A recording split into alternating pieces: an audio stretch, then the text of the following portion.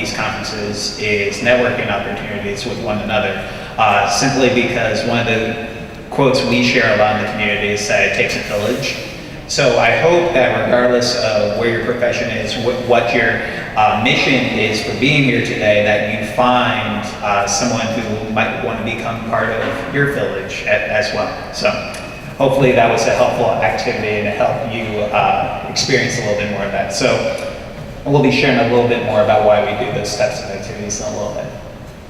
So to help with this transition to adulthood, so when I started my career in public speaking, I was just 22 years old, and at the same time I wanted to start a nonprofit organization to help individuals with developmental disabilities. So I filed my paperwork in 2011 for a nonprofit called KFM Making a Difference, and in the past the past 8 years we've had the opportunity to provide job coaching, mentoring, and training for those with developmental disabilities transitioning to adulthood, doing things such as mock interviews to kind of help them understand a little bit about what might go into a potential interview process. At the end of the day, one of the biggest things we try to do is try to give them a schedule and kind of give them a perspective of what the world is going to look like for them, especially after they age out of school at the age of 21. In addition to that,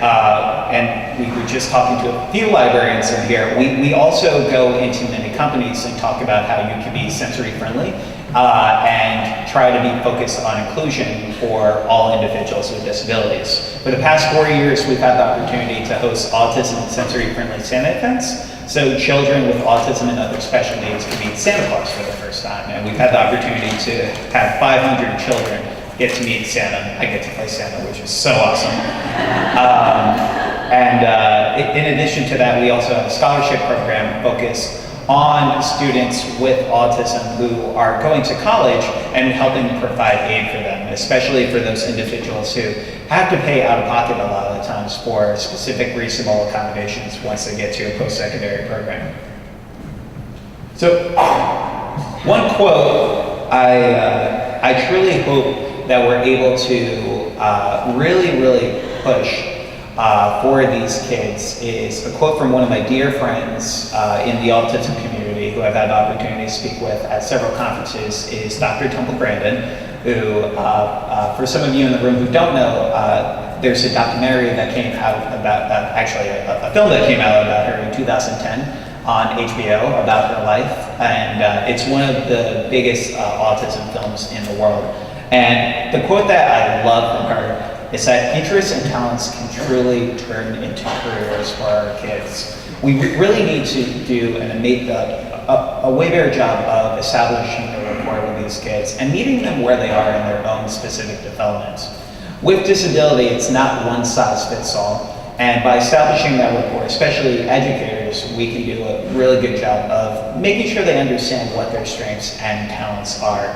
One of my other favorite quotes from Temple Grandin is that she thinks half of Silicon Valley is somewhere on the autism spectrum, which probably more. It's so true. So many of these kids are maximizing STEM fields today, but I also like to add one element in there in art. So we like to call it STEAM. Because there are so many kids who benefit positively from music and theater therapy, such as myself when I was a kid. And when we started our Facebook page and highlighting these individuals, one thing we realized right away is we can't be all around the world all at one time. So we actually started having people submit home videos to share a little bit more about what they would like the world to know about them. And one individual who we've been mentoring is another 10-year-old boy. His name is Caleb, who fell in love a few years ago with Whitney Houston songs. And you know, she's great. So we decided to help him get involved in music therapy to help with some of his challenges on the autism spectrum. And I wanted to show you the video that he submitted to our Facebook page for the world to see.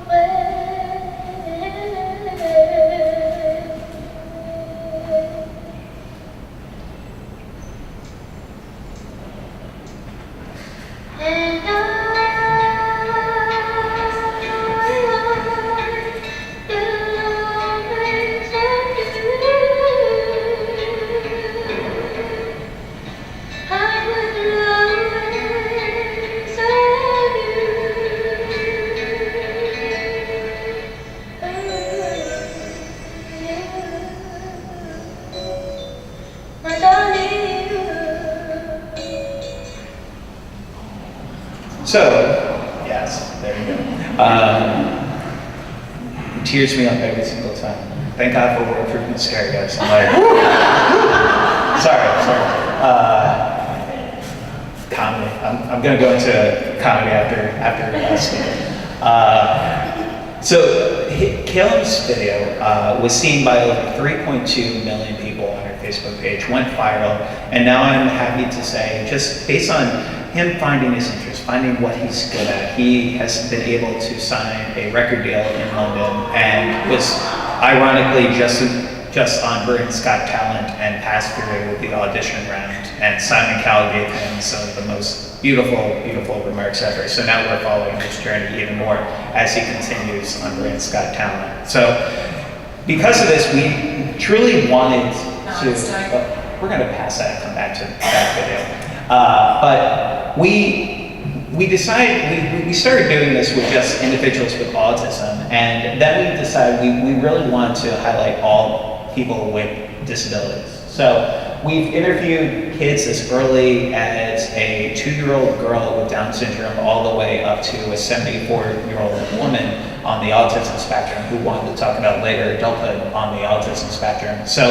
every single night via our Facebook page, a special community, we highlight another video. Sometimes there are interviews we do at conferences we speak at, and then there are other videos of just people sending in home videos of what they would like the world to know about them. And through this, we're really trying to encourage and educate a more diverse world. So many times we hear from so many experts in the field. We hear from these scientists, these professionals, but a lot of the times what we're seeing is that we're still not seeing enough self-advocate involvement and people sharing about their own personal experiences about growing up with a disability. So every single day we do another one of these videos, and then we download all the videos and provide them as educational resources for any individual who wants to hear a little bit more about a specific diagnosis, whether it be cerebral palsy, autism, Down syndrome, etc., and so forth.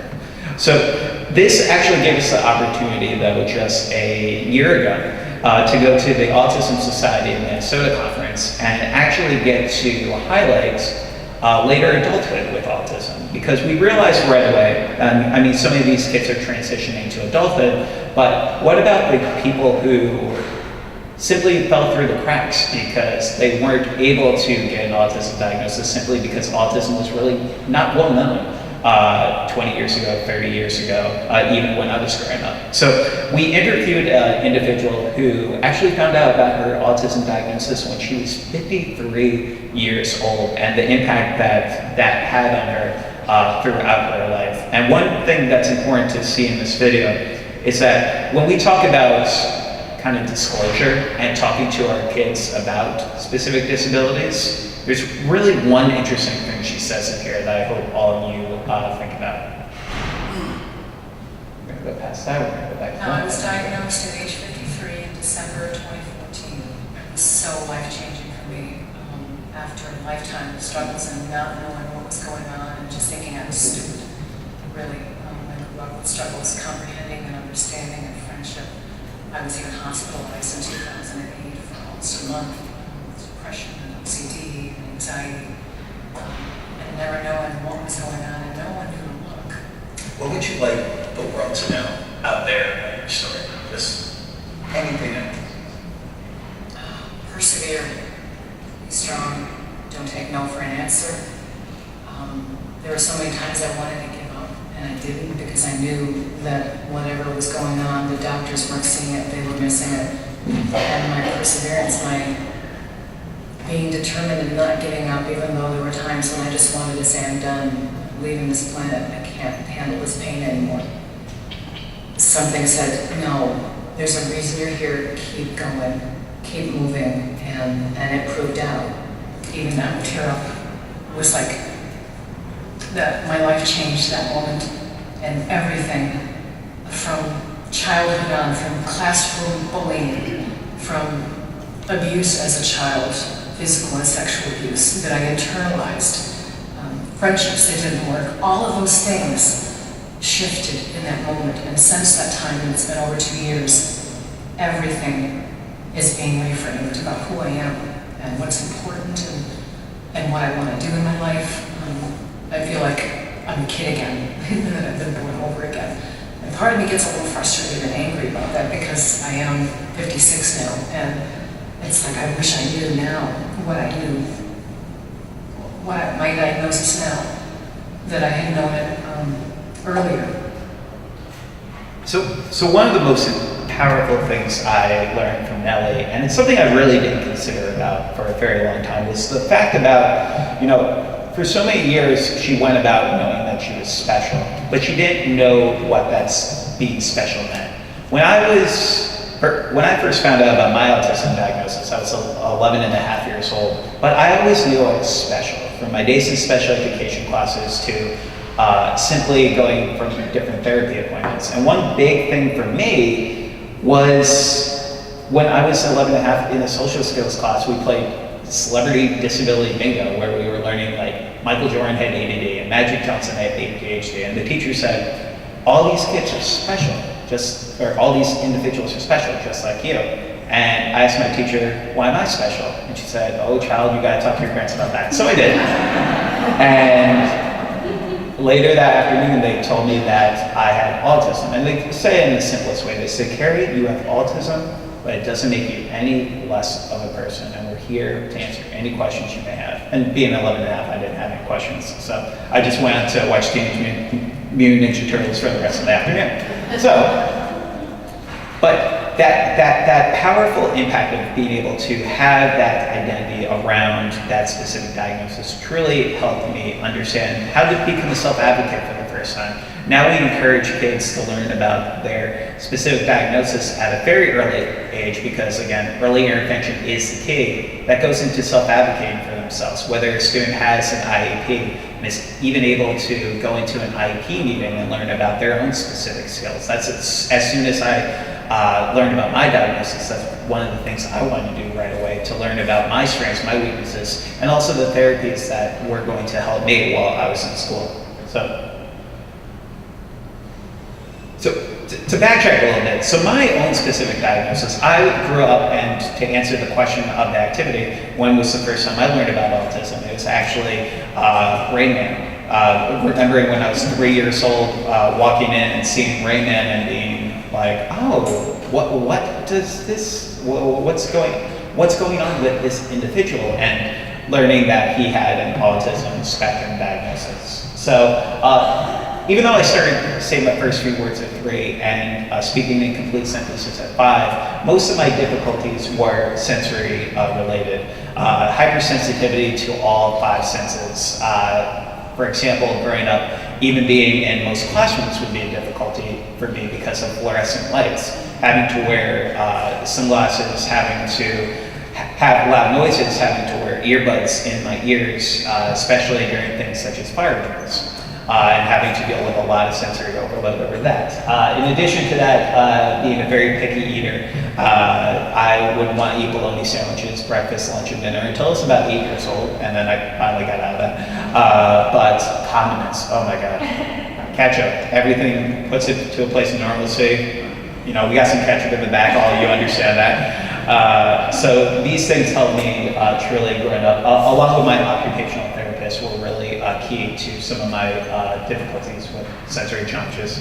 And then I was a victim of bullying. Inclusion was really not that talked about in the early 90s compared to where it is now. And unfortunately today we collaborate with the Department of Education where stats are indicating that 1 in 5 students today in the public schools in the United States are a victim of recurrent bullying, and 1 out of 10 students in public schools today drop out because of recurrent bullying. So it is one of the biggest national crises we have in the schools today. And growing up, trying to transition to actually mainstream in some classes because I was really good at math became a challenge because the kids didn't understand why I wasn't with them for the entire school day. And that's when a lot of hatred and ignorance truly came into the forefront. And I was a victim of bullying for most of my adolescence. And one thing that truly helped me was role-playing scenarios. Being able to, again, so many of these kids just think visually sometimes, but they also are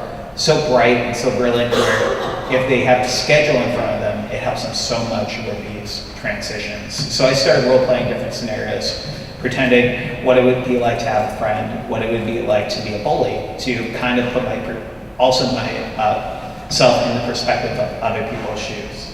So during this time, I kind of had a public school experience and then a private school experience. I was in public school until 4th grade and then private school throughout high school. And there was a lot of difficulties with transitions. My parents had to fight for an out-of-district school placement. Until I was in 4th grade, no one of my teachers had any specific autism training, which really made my parents want to get me involved in an out-of-district school with teachers who did specifically focus on autism spectrum disorders. So the two interests that, again, interests and talents can turn into careers that kind of propelled me into a career in public speaking were, first, theater. When I was a kid, I wanted to grow up to be the 6th member of the Backstreet Boys, embarrassingly enough. 1999, when I was 11, I wanted the white suit from the I Want It That Way video for my birthday. So, you know, I was kind of obsessed. But I fell in love with music at that time. And even though loud noises would bother me, there was always something soothing about music. So I got involved with music and then later in theater therapy, performing in over 20 plays until I got out of high school. And then turning my career in autism advocacy into bringing a realistic portrayal of autism to our entertainment industry. In 2011, I got to work on a film called Joyful Noise, starring Queen Latifah and Dolly Parton, where one of the characters in the film has Asperger's syndrome.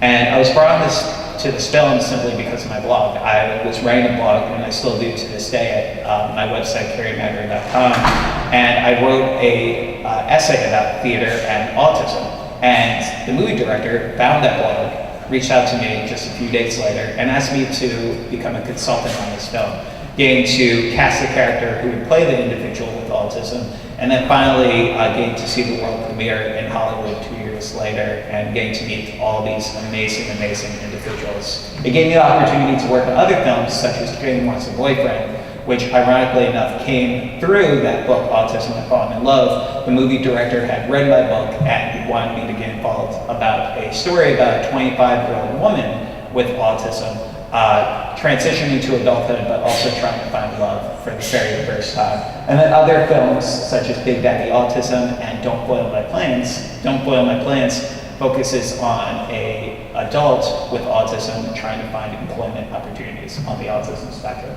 And then the second one was basketball. I actually got basketball integrated into my physical therapy simply because I wanted to be in the next Larry Bird.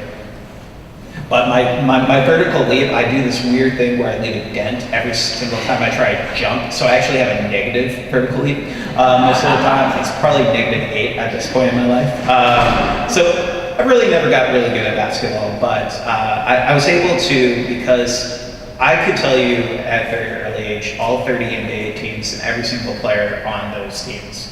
And I used that to build on my basketball IQ, which actually led me to being my varsity captain in my high school basketball team. And then once I got to college, I decided to get involved with basketball in the autism community by collaborating with NBA Cares, which is the nonprofit of the NBA. And to travel the country and talk about the positive impact of sports on those with disabilities. It gave us the opportunity to collaborate with professional athletes and many NBA teams to talk about this impact that basketball had in my life, but then also encouraging these individuals to potentially get involved with their philanthropic causes to help those in the special needs community. It gave us the opportunity to work with individuals such as Dikembe Mutombo, Oscar Robertson in this slide right here, but then also other individuals such as Michael Jordan, Magic Johnson, and so on. So 10 things, and to conclude before we open it up for Q&A, 10 things that helped me with my journey to adulthood I really wanted to share, because I think they're truly important. And the first one, dude, where's my IEP? When I was going into college, I received no transitional services when I was 14 years old, which as part of an IEP, and today in the Department of Education indicate that anyone with an IEP received transitional services at 14. I didn't even know that I was going to get an IEP when I went to college. And it led to a lot of difficulties learning how to self-advocate for myself and what reasonable accommodations would help me going into college. So we need to educate schools about the importance of these IEPs, especially at the age of 14.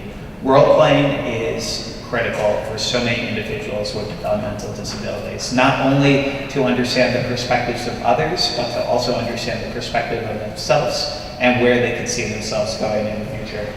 Servant leadership, I truly believe that we need to do a better job of encouraging these kids to become leaders in their own communities, to self-advocate for themselves, but also to pay that forward to help other individuals who are personally impacted just like themselves. Community service is such a powerful, powerful thing that these kids can be doing to understand that, you know, I see so many of these kids get down on themselves at times and going through different therapies and different supports, but giving back to your community and understanding that, you know, sometimes you do have it pretty good compared to other individuals is something that we need to encourage these kids to get more involved with. I encourage 10 hours of community service at least a year. It should be a lot more. I did over 400 hours a year and received when Obama was in the White House, I received a Presidential Service Award for doing community service. I think it's so important to these kids.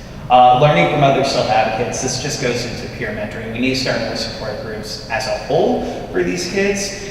I see so many of these groups forming on Facebook today and are so much more simple for these kids because it's an online component and it doesn't really focus on face-to-face that much. And then again, just all schools, businesses, and nonprofit organizations should have some form of peer mentoring program, regardless if they have a disability or not. Cognitive behavioral therapy. Now, this is a therapy I didn't mention, but it's something that I've seen help so many of these amazing kids just by giving them a positive outlook on life.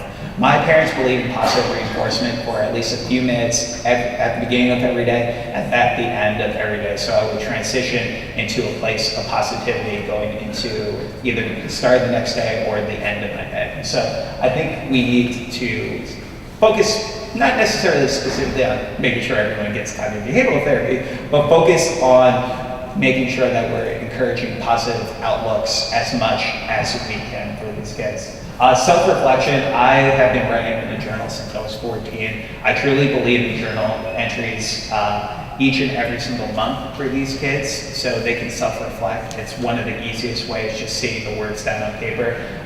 Each January, writing at least 3 short-term goals and long-term goals for themselves, and then being able to reflect on that at the end of every month and seeing if those goals have changed going into the next month. Physical activity. There is so much we're learning more and more about developmental disabilities and the impact the brain has in terms of those disabilities. I mean, we can detect autism as early as 6 months now and have it diagnosed as early as 18 months. We need to keep encouraging physical activity though, because in terms of retention, it does so many amazing things. At least 30 minutes of physical activity, at least 3 times a week for these kids. Finding support networks such as the Autism Society of America. They have affiliate chapters throughout the United States. I'm on the panel of advisors for this amazing, amazing group. They have a national conference every year. This year will be in Washington, where they truly try to help. And especially on the self-advocate component, they have a panel of advisors comprised specifically of individuals with autism spectrum disorders to make sure that their voices are heard in our conversation, especially in grassroots movements across the United States. And writing a blog.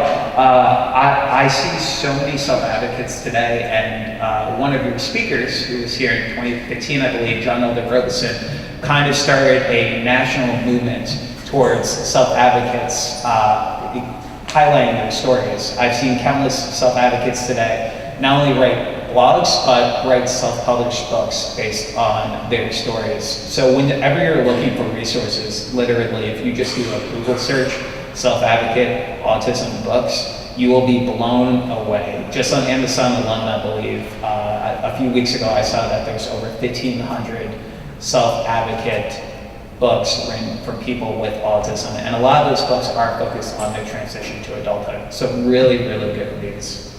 So finally, it's one thing I kind of try to conclude with in most of my talks is another poem I wanted to share with you with an underlying message of what I hope all of you can take with you, regardless if you're a librarian, an educator, or simply a parent or a family member. And to start this, I'm going to just share it, and then the final message will be what I hope I leave you with. So this poem is called My Name is Kerry, and I have autism. So my name is Kerry, and I have pervasive developmental disorder, and otherwise specified, a mouthful. This means I have autism, but this does not mean I am autism. This means I see the world sometimes in a different light, but this does not mean I'm in the dark.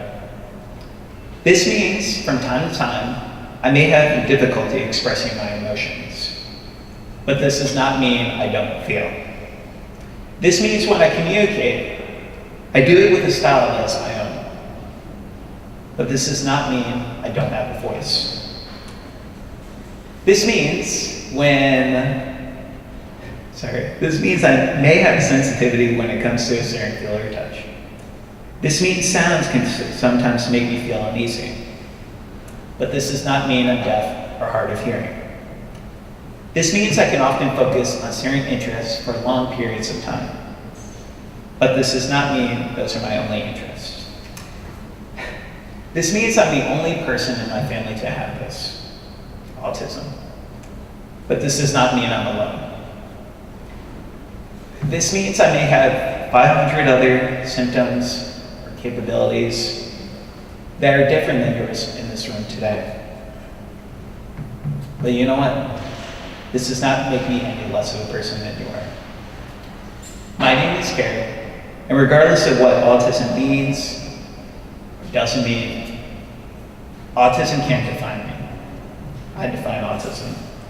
And I can only hope those individuals, regardless of any one thing currently going on in your life today, can go out there and define your lives, your journeys, in the way that you best see it every single day of your lives. Thank you all so much for having me here today. Now, with that being said, we left the last 10 minutes of our presentation open to any questions you have at this time. Just so you know, at the break today, for everyone who just got a copy of our book, Autism and Falling in Love, we'll be hosting a quick book signing and meet and greet. So would love to get to meet every single one of you during that time as well. Thank you all so much for having me. Hi, Kerry. We're Facebook friends. It's so nice to meet you in person. So my question is probably more relevant for those of us in the room who are on the spectrum. I know there's several of us here.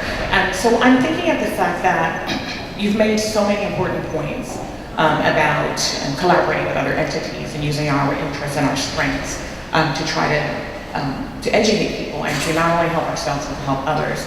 And something that's been a bit of an unanswered question for me, and as I was diagnosed later, in life after my children, and you've been involved in this work longer than I. One thing that I've recently had some ethical quandary about is I do think it's absolutely important for adults on the spectrum to be out there, to speak, to share, to work with others. The visibility is important. My concern is there are a lot of us out there who are speaking, yourself, myself, Temple Grandin, John, all of the main people that people know about are speaking. And then, there are others, Carly Fleischman and Amy Sequencia, who are non-speaking. But there are a lot of basically hidden jewels in our community who have so much to say and such a strong voice, but don't have the privilege. And so my question is, what are some ideas that you have from the different groups that you've worked with for those of us who are adults on the spectrum? What are some things that we can do to signal boost and bring our brothers and sisters, our colleagues who are non-speaking alongside us to the table to where they're at these same opportunities, because they have a perspective that we can't bring. And so what are some things that we can do to ensure that parents and professionals and communities are including them? Well, one of the things simply is just doing what you're doing today, which is speaking up. I think it's so important that, especially when we have all these different types of special events, that we're making sure that self-advocates feel empowered to share their stories like you and me. So that's one of the biggest things. We always need to feel like empowerment, but we also need to focus on aspects of inclusion. I believe every single organization that focuses on autism spectrum disorders, or for that matter, any disability, should have a board comprised of individuals who have disabilities to share their perspectives and make sure they're not falling through the cracks. That is so crucial. I mean, many of these boards can simply be, a lot of self-advocates like you and me, I get no monetary funds by working with the Autism Society as part of their panel. And I'm okay with that because I get the opportunity to share my voice. Now, there's 20 people comprised of that. There's so many organizations, especially government organizations, that all should be thinking about how we can go about comprising advisory boards so they make sure that they hear their stories. But in general, I would highly recommend that you share your story too, because in terms of adults with autism sharing their stories, we're not seeing enough of that. We're seeing so many parents still talking, which is great. We're seeing so many experts, which is great too. But we need more of that self-advocate involvement and making sure that they are getting out there in the communities. So keep sharing your story because it's truly, truly amazing that you. First question too. Hi. Good morning. My name is Kerry Magro, and I work at the Brooklyn Library, and what I'm about to say, I hope we all keep to ourselves about the library, because I'm not going to be real happy about this. I run our library services for children and teens with disabilities, inclusive services, and we are looking now at rolling out something similar for adults. We use a universal design model, so we're trying to make everything accessible. But I'm wondering what more we can be doing for transition age adults. We do a lot of sort of different things, but I'm looking at your list and seeing things like Know Your IEP and Transition Plan. We do workshops for parents and adults on that. But I'm wondering how we could get involved in other areas. Role playing, we provide volunteer opportunities, but learning from other self-advocates and beginning to think about sponsoring some sort of mentoring program, but I'm not sure how that's going to look. Peer mentoring, things like that. Finding support networks, those are the kinds of things I know we can do. Training our staff in our business and career centers to be familiar with the particular issues that a lot of people with autism experience. But I'm wondering, what else? What else can we be doing as libraries? I come from a very large library system. I'm very lucky in that respect. A lot of people here are from smaller library systems. But what would you like to see libraries doing more directly? More special events. I mean, I think that's key. I see so many libraries across the United States get involved with even local groups such as local parents organizations, but also getting involved with the schools, SEPTA meetings, CPAC meetings, even collaborating to bring it to a library to just have a little bit of a bigger public forum. So I definitely encourage more special events, but also just encouraging even things such as community events where you can host support groups for individuals who are impacted by disabilities. But then also kind of just think about kind of the sensory challenges that are sometimes going on for individuals. I know so many libraries I go to these days where fluorescent lights are still bothering so many kids to the point where they won't even come to the library because they see that impact. That is so important. But then also just spreading awareness for digital technology, especially for those on the autism spectrum. I mean, so many books are being formatted into Kindles and different formats that I've seen so many of my mentees kind of latch onto a little bit because they love iPads. So simply having a book on an iPad is kind of like a big deal for them because they can read and then they can also transition to a game, or for some individuals who are nonverbal, they can transition to being able just to communicate with others as well for some of them too. So those are just some keywords. Of course. Yes, going back to late diagnosis. I live in Milwaukee, and I noticed that when we had a support group, we had switched from talking around the table to activities. When we switched from talking around the table to activities, most of the people who have been diagnosed had gone away, and the transition age kids had stuck around. People 38 and under. I'm wondering do you think that's a widespread trend, and what might that mean about our marginalized populations who often get diagnosed later? I could hear some of that. I couldn't hear all of that. I'm so sorry. I'm trying to.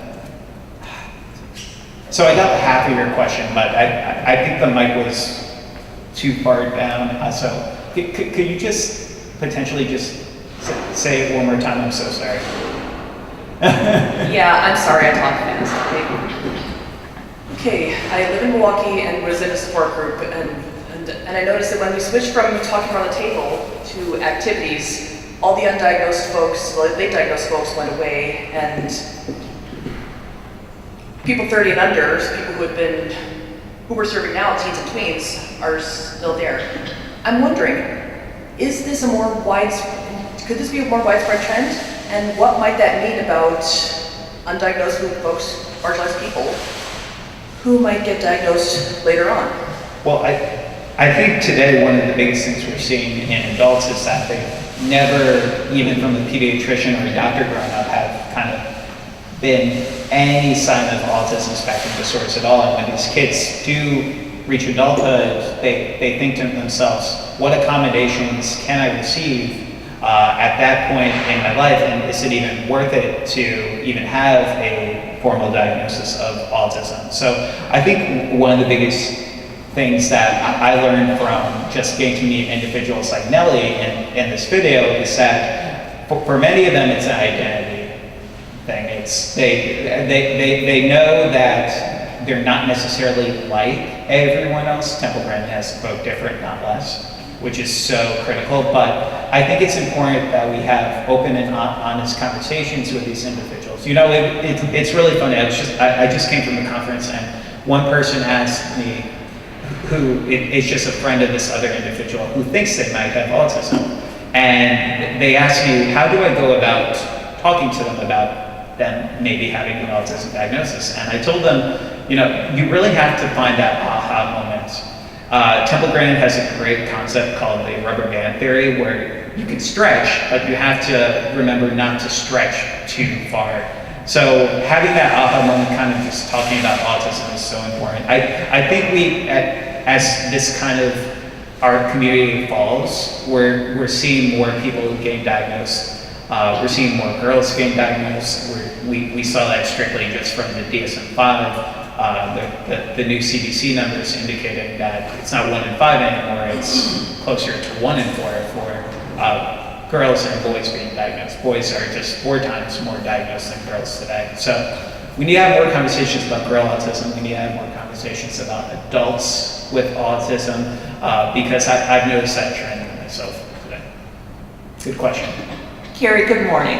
I have a question for you. First, I want to commend you for talking about service, and that anybody can be a servant leader and participate in community. I'm so sorry. I'm trying to find you.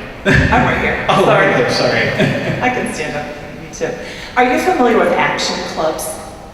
They're part of the Kiwanis family, and they are self-advocacy groups run by folks that way. And the motto has to do with development. There are no disabilities. Yeah, no. So that might be a resource for librarians as well. Oh yeah, absolutely. Yeah. And then, are you familiar at all with Next Chapter book clubs? A little bit. I just didn't know if you could speak to that. They were talking about activities we could do as folks grow into adulthood. That's just something we're getting our toe in the water about. So. Yeah, no, I've heard about them. I really haven't done my due diligence in terms of research on them, but you know, it's so important that we just keep encouraging activities. So that might be an avenue that your library or this library should consider. Any other thoughts, questions? Oh, we're at 9:30. Maybe we'll take one more question if anyone has any questions. Otherwise, okay. All right, thank you all so much for having me here today. I appreciate it. Kerry, could you just tell people how to find out information on the scholarship again? Yeah, absolutely. So for anyone who wants to learn more about the scholarship, we get the scholarship out every spring, summer, and fall. We've had 52 winners in the past 6 years. It can be found at kfmmakingadifference.org. In addition, though, during the meet and greet in the book signing, if you leave your emails, we'll make sure that you get the scholarship link, along with some other helpful links that could possibly be helpful for you in the future as well. Thank you. Thanks, Tim.